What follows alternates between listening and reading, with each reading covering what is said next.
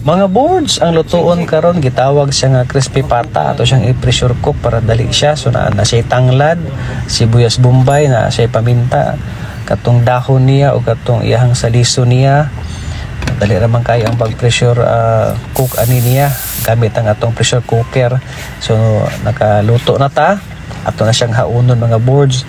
Unya kini pod siya duha ka pagsalang po ni siya sa mantika dito sa karahay unya. Kay ikaduha man gud mo na siya ang magpalutong gid niya mga boards sa iyahang panit gid niya. So mahimo gid siya nga crispy jud kay siya kaunon. Unya kini pod siya klase nga suda na kay lami lang kay nga sawsawan ani. Pwede mang tumas, pwede ketchup, pwede pod ang imong option nimo na kay suka tuyo na isili.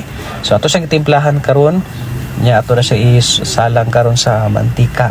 So ready na ato ang karahay nato nga naa ni mantika. So init na kay siya ato na isalang ato ang pata. Pabuto na to kadali. Ato siya ipadigid-digid sa mantika mga boards. Unya pagkahuman ana mo na siya ang pinakauna nga dagway niya sa iyahang pagsalang sa mantika. So kinahanglan gina siya ang mantika imong dalagbida gina niya mga boards karon ato siyang haunon karon kay para sa ikaduha na po yung napagsalang. So ikaduha na siya mga boards para crispy jud kayo siya. So mo siya ang dagway karon sa ato ang pata. So mga aon na ta mga boards.